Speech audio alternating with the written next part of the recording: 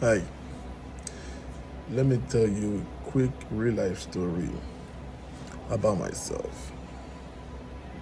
And I will tell you why I'm telling you this story. Don't mind my outfit and my work. And that explains a couple of things anyway. I was born by a mother and a father, but I was raised by a single mother. Now, what transpired between my father and my mother happened even before I was born. According to my mother, my father heard about my existence after I was about 3-4 years old. And then that was when he was asking my mother, the first time my father saw me, he was asking my mother, Oruko Wuluso, you don't even know my name. My father was asking my mother when I was about 4 years old, what name did my mother give to me? It was this moment. Everybody know me as Victor King. Victor is not my birth name. My mother did not give me an English name. My father gave me the name Victor after I was 4 years old. Okay? Now, I am not gossiping with you about any other person. I'm telling you about myself. So it's okay. Now, I was raised by a mother who was indigent, who was battling with health challenges, and that was literally how I was raised. And over the years, I heard about my father. Now, if you are born by poor parents and you are suffering, it's okay. You will understand that your parents are poor, and that justifies or gives you a ground why you are suffering. But I grew up hearing about my father and his luxurious lifestyle. Now, one of the reasons why my father never saw me was because he wasn't even in the country. My father has traveled over 16 countries of the world. My father is a man who will travel and bring expatriates from abroad, from Asia, from Europe, to start a company in Nigeria. He has done all manner of things. As at when I was born, he was in Spain. He speaks all manner of language, Spanish, English, French, every Nigerian language, Igbo, Hausa, Yoruba. Very versatile man. But we were living in abject poverty. And when I mean abject poverty, some of you have no idea what that means. I have lived a whole week, not just me and my siblings and my mother, a whole week feeding on mango. Alaye should jẹ mango rí. For like another 1 month ó lè rẹ́rìn. Tó bá rẹ́rìn báyìí, látẹ̀gùn bá fẹ́ sí eléyìn, ìyẹn kan wà ní headache. I know what starvation is. I know what hunger is. But guess what? I equally know what diligence and prayer can do. And you can see that today. Now, the first time I've seen my father a couple of times, but I was a child. But that I could recognize my father, I can walk on the street and say, that's my father. I was 14 years old.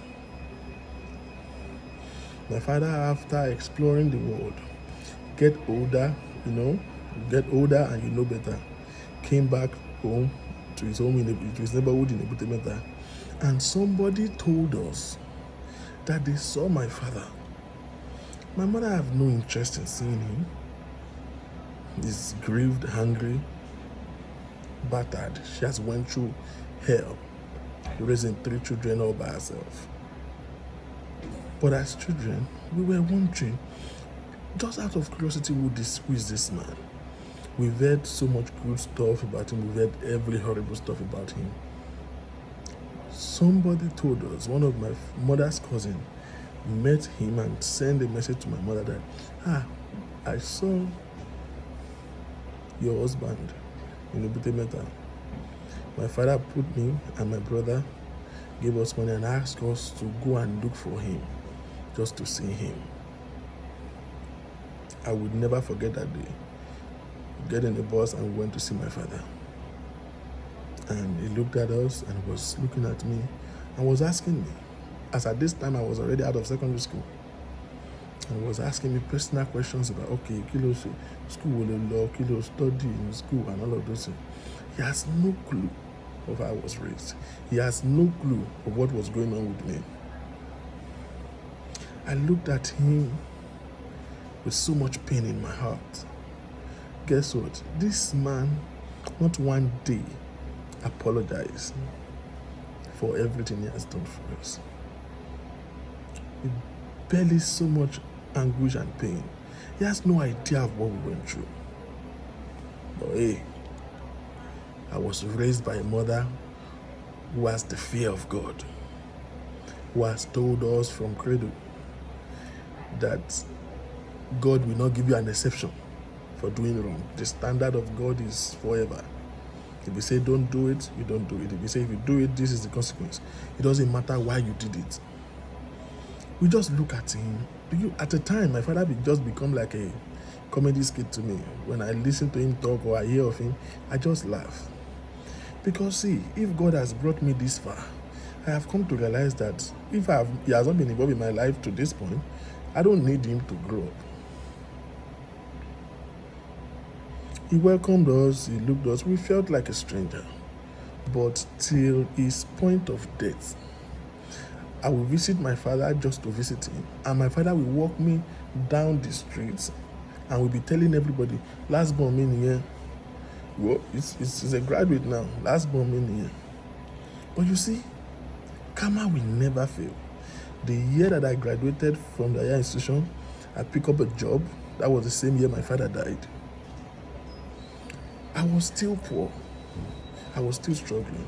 Today, I'm no more struggling by the grace of God. But my father is not existing. If I have cursed him and disrespected him and insulted him, it will be recorded for me. He will have probably died too. But the consequence and the result will remain. Why am I telling you this story? I've seen a story that is rampaging all over social media, and talking about these twin girls who, I guess their father was, neglected them and was never there, abused them, and probably abused their mother. And they feel that they have attained some level of success now, and they are making an open mockery of their father. And there's been so many reactions. Listen, I'm in their shoe. I know what it feels like. I will not condemn them for what they are doing if that is what they have chosen to do. But I'm very much sure that they are digging a hole for their own destiny. Oh shit. They are digging a hole for their destiny. Their father has lived his life recklessly the way he chose to live it, and that is it. But they are actually creating, they are digging a hole for their own future at age 24. If you think whatever you have been now is called success, you have no clue what success is. Life is in stages. People are in phases. Don't let somebody's misbehavior condition your own behavior. They've went through what they've been through, but guess what? You went through all of the pain and all of the suffering with your mother, but you survived, and you can still call yourself successful right now. Why then do you want to destroy your life and the promising future because of your daddy's misbehavior that you will evidently outlive, if you will?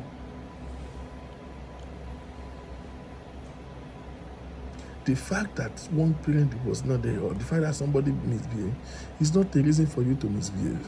Making mockery and inviting your friends to make a mockery of your father, I don't care what justification anybody want to give it, but this is not only wrong, this is a danger to the life of these children. I want to say this to every parent, every mother, single mother, or you are raising your children alone. Can you please, your experience with your husband, the children were not there when you guys were meeting up. Things was once good, maybe for a little period of time.